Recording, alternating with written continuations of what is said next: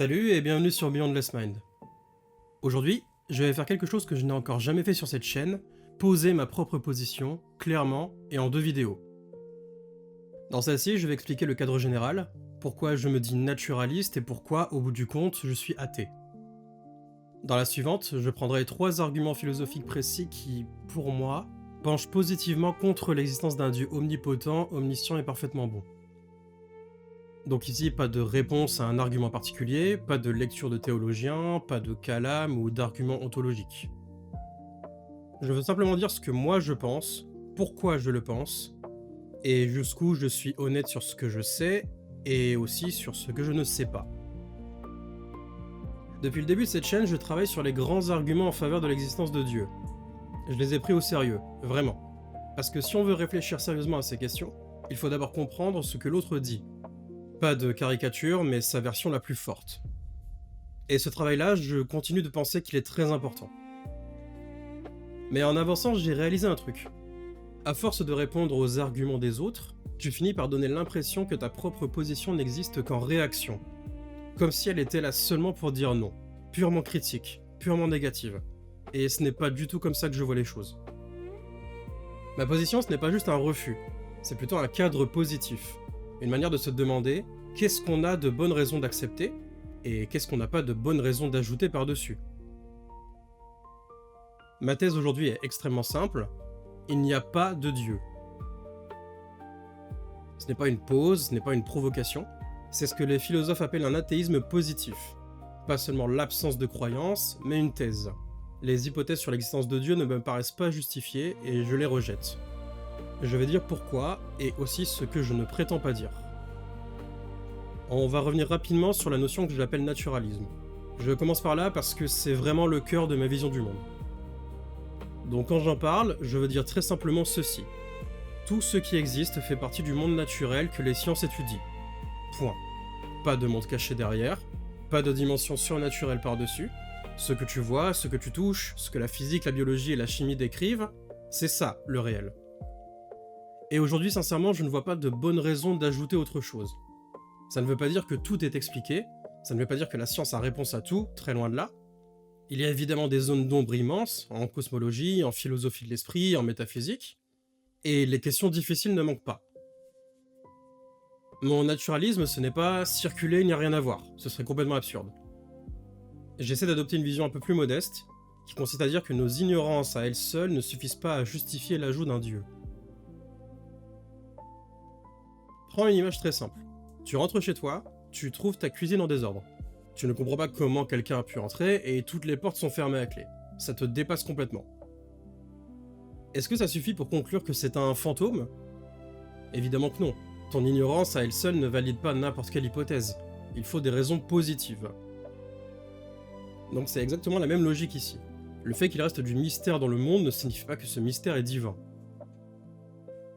Ce que je voulais pointer avec cet exemple, c'est l'idée que l'ignorance à elle seule autorise un saut vers Dieu. C'est ce qu'on appelle l'argument depuis l'ignorance. Et oui, certaines personnes raisonnent comme ça. Mais pas tout le monde, heureusement. Des théistes, des philosophes comme Richard Swinburne, William Lane Craig ou Alvin Plantinga proposent des arguments positifs indépendants de nos ignorances. Ils ne disent pas « je ne comprends pas, donc Dieu ». Ils disent « voilà des raisons qui pointent vers Dieu ». C'est une position que je considère plus sérieuse. Et ce n'est pas celle que mon histoire de cuisine réfute. Ce genre d'arguments, leur coût, ce qu'ils prédisent, leur cohérence interne, c'est ce que j'ai essayé de regarder de plus près avec la série des arguments du théisme. Maintenant, une précision importante, ce que je viens de décrire, on l'appelle souvent naturalisme ontologique. Donc pour rappel, et je vous encouragerai toujours à retourner sur la chaîne des principes talosiens, ontologique ici, ça vient du mot grec ontos, c'est-à-dire l'être, ce qui existe. Autrement dit, je ne parle pas juste d'une méthode de travail, mais je parle de ce qui existe vraiment. Alors je précise tout ça parce qu'il existe une version plus faible qu'on appelle le naturalisme méthodologique, et beaucoup de croyants l'acceptent très bien. L'idée est très simple. Quand on fait de la science, on travaille à l'intérieur du monde naturel, sans invoquer des causes surnaturelles. Un physicien croyant peut faire de la physique sans mettre Dieu dans ses équations. Un biologiste croyant peut étudier l'évolution sans invoquer un créateur à chaque étape. Ça, c'est le naturalisme comme manière de bosser. Ma position va un peu plus loin que ça. Je dis qu'au-delà de la méthode, on n'a pas de bonne raison de croire qu'il existe, en plus du monde naturel, une réalité surnaturelle. La question n'est plus seulement comment doit-on travailler, mais plutôt qu'est-ce qui existe vraiment. Et ma réponse aujourd'hui, c'est le monde naturel. Point. Je ne prétends pas avoir démontré que Dieu est logiquement impossible. Je n'ai pas de réfutation mathématique de Dieu dans la manche. Ce que je fais est un peu plus terre à terre. Je compare des cadres. Je regarde plusieurs manières de penser le réel, le théisme, le naturalisme, certaines formes d'agnosticisme, et je me pose deux questions. La première, quel est le cadre le plus sobre, c'est-à-dire lequel demande le moins d'ajouts sans nécessité claire? Et pour la deuxième question, quel cadre colle le mieux à ce qu'on observe réellement dans le monde? Ce n'est pas la même chose que de demander « est-ce que j'ai une explication ?» L'enjeu, c'est le coût et c'est la précision. Reprenons une scène. Tu entres dans une pièce, tu vois un verre renversé, et de l'eau partout. Là, tu as deux hypothèses. Quelqu'un a bousculé le verre en passant, ou bien dans la seconde, une force invisible venue d'une dimension parallèle a perturbé localement les lois de la physique pour renverser ce verre. Les deux expliquent le verre renversé. Mais la deuxième ajoute énormément. Une entité visible, une dimension parallèle, une modification des lois de la physique. Et tout ça sans que rien ne l'exige. Et surtout, elle ne prédit rien de plus. Elle n'anticipe aucune nouvelle observation testable dans cette pièce. Donc pour moi, la première hypothèse est plus sobre. Elle coûte moins, et statistiquement, ce genre d'hypothèse se trompe moins souvent. Donc c'est exactement ce principe que j'applique. Le naturalisme, c'est finalement l'hypothèse sobre. Le théisme, lui, ajoute beaucoup plus. Une ou plusieurs entités surnaturelles, personnelles, intentionnelles, créatrices, souvent conçues comme nécessaires, parfaites, omniscientes, omnipotentes, etc. Et ça, ce n'est pas du tout un détail en plus, c'est une énorme couche supplémentaire. Et quand je compare ce que chaque cadre me fait attendre du monde, la façon dont il colle ou non à ce qu'on observe, pour moi, le naturalisme s'en sort beaucoup mieux. Mais on entrera dans les détails dans la vidéo suivante avec des cas précis. Mais avant ça, il y a un problème qu'on ne regarde pas assez. Est-ce que les attributs qu'on prête à Dieu, c'est-à-dire l'omnipotence, l'omniscience, la bonté parfaite, tiennent vraiment ensemble? Autre exemple rapide. Si Dieu sait de toute éternité qu'il créera l'univers dans 1 milliard d'années, est-ce qu'il peut encore changer d'avis? Si oui, il se trompait. Sinon, il ne peut plus faire autrement et on vient déjà d'attaquer son omnipotence. Les théologiens qui travaillent là-dessus répondent souvent que Dieu n'est pas dans le temps, qu'il existe hors du temps, dans un acte unique, éternel, sans avant ni après. Très bien. Mais alors, en quel sens pourrait-il faire autre chose? Si tous ces actes sont éternels et nécessaires, où est passée sa liberté? Donc là, on résout une tension et on en crée une autre. Un autre exemple extrêmement classique, Dieu peut-il créer une pierre si lourde qu'il ne peut pas la soulever? Si oui, il ne peut pas la soulever, sinon il ne peut pas la créer.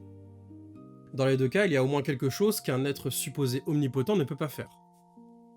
La réponse habituelle, c'est créer ce genre de pierre est logiquement contradictoire et même Dieu ne peut pas faire l'impossible logique. Ok, mais là encore, on a déjà changé la règle du jeu. Omnipotent ne veut plus dire capable de tout, mais capable de tout ce qui est logiquement possible. Et ça, ce n'est pas un cas isolé. Dès qu'un attribut divin rencontre un vrai problème, on le redéfinit. L'omnipotence, l'omniscience, la bonté parfaite, etc. Jusqu'à ce que le Dieu qui en ressort ressemble de moins en moins au Dieu des textes et des traditions. Ce que je retiens, c'est que l'hypothèse d'un Dieu parfait, omniscient et omnipotent n'est pas seulement dispensable. Dans sa version classique, c'est-à-dire celle des grands monothéismes, elle crée des tensions internes sérieuses que les ajustements successifs ne font jamais vraiment disparaître. Et ça pour moi c'est une raison de plus de ne pas l'adopter. Pendant un temps, et même au début de la chaîne, je parlais beaucoup de naturalisme ontologique non modal, puis de naturalisme du fait brut. L'idée était en gros que le réel est là, point, sans raison ultime profonde. Le problème c'est que cette manière de parler m'obligeait à répondre à une question que, très honnêtement, ni moi ni personne ne sait trancher. Est-ce que le réel a besoin d'une raison d'exister? Ou est-ce qu'il est juste là, sans pourquoi ultime? Aujourd'hui, je vais dire très simplement, je ne sais pas, je n'en sais rien, et je ne pense pas que quelqu'un en sache beaucoup plus que moi à ce sujet. Et je ne le vois pas comme une faiblesse, mais plutôt comme une façon lucide de reconnaître où s'arrêtent nos outils conceptuels. La suspension du jugement ici, ce n'est pas de l'indécision, mais plutôt une forme d'honnêteté intellectuelle. Admettre que, pour le moment, on n'a pas de base claire pour trancher entre nécessaire, contingent ou autre chose encore à ce niveau-là. Et le point important, c'est que je n'ai pas besoin de résoudre cette question pour rejeter le théisme. Ces deux problèmes sont distincts. Donc aujourd'hui, je vais suspendre mon jugement sur le statut ultime du réel, donc entre la nécessité et la contingence, et ça ne m'empêche pas du tout d'être athée. Et sincèrement, si je devais trancher sur cette question lors d'un débat ou quelque chose comme ça, j'aurais tendance à dire que l'univers ou la structure de la réalité est nécessaire. Mais encore une fois, ce n'est qu'une intuition de ma part. Et à la rigueur, si je devais le justifier de but en blanc comme ça, je dirais que l'hypothèse d'un univers dont les structures fondamentales sont nécessaires, c'est-à-dire qu'elles ne pouvaient pas ne pas exister, reste à mes yeux moins coûteux qu'un univers dont les structures fondamentales seraient contingentes, c'est-à-dire qu'elles pouvaient ne pas exister, ou qu'elles pouvaient être autrement. Et intuitivement, je dirais que c'est simplement parce que ce n'est pas une hypothèse testable. Nous n'avons a priori pas accès à des brouillons de l'univers s'il devait y en avoir, et que quoi qu'il arrive, nous sommes là pour discuter, donc finalement la question n'a pas lieu d'être. Mais bon, ce n'est que mon avis, peut-être que je me trompe, mais en tout cas la parenthèse est fermée. On va faire un petit point sur l'agnosticisme. Naturellement, une question qui va venir va être « Ok, tu reconnais des zones d'ombre, tu suspends ton jugement sur certaines choses, alors pourquoi ne pas être simplement agnostique? Pourquoi ne pas rester neutre ?» Ma réponse est que l'incertitude ne m'oblige pas à la neutralité parfaite. Dans la vie quotidienne, tu ne fonctionnes pas du tout comme ça. Imaginons que tu veuilles savoir si un médicament marche, et tu as des études qui montrent qu'il n'a aucun effet significatif. Tu n'as pas de certitude absolue, la science ne donne jamais le 100%. Mais ça ne t'empêche pas de dire qu'à ce stade, l'hypothèse c'est efficace est moins bonne que l'hypothèse ça ne marche pas. Et bien ici c'est pareil. Je peux reconnaître de vraies incertitudes tout en jugeant qu'une hypothèse est globalement moins bonne qu'une autre. Évidemment tu pourrais me dire, d'accord mais les études sur Dieu elles sont où? Ton médicament tu as des essais cliniques, Dieu c'est quoi l'équivalent? C'est une question légitime et là la réponse ce sont précisément les arguments philosophiques que je vais présenter dans l'autre vidéo. Avant de les avoir examinés, on est encore au stade des intuitions générales. Mais une fois qu'on a regardé ces arguments, on peut faire un bilan un peu sérieux. Pour moi, l'agnosticisme devient insuffisant quand il met toutes les options strictement à égalité. Comme si le théisme et le naturalisme étaient deux équipes à 0-0 et qu'on ne pouvait pas honnêtement pencher d'un côté. Ce n'est pas ce que je vois. Le théisme ne me paraît pas simplement pas réfuté, mais me paraît moins bon que le naturalisme. Moins sobre, plus coûteux et moins bien motivé. Et il colle moins bien à ce qu'on observe. Mais il y a plus que ça.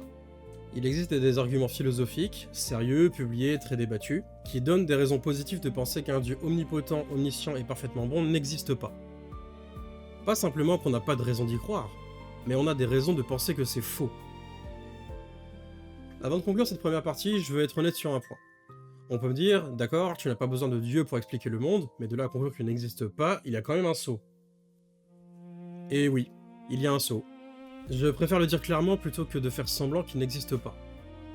Le principe que je me donne, c'est celui-ci. Quand une hypothèse est à la fois explicativement dispensable, c'est-à-dire qu'on n'en a pas besoin pour expliquer ce qu'on voit, que c'est très chargé ontologiquement, ça veut dire qu'elle ajoute énormément au catalogue de ce qui existe, qu'elle prédit moins bien ce qu'on observe que son alternative, et qu'elle n'a pas d'appui indépendant solide, je ne vois pas pourquoi je devrais rester neutre entre elle et son absence. Dans ce genre de situation, je trouve plus rationnel, au moins provisoirement, de la rejeter.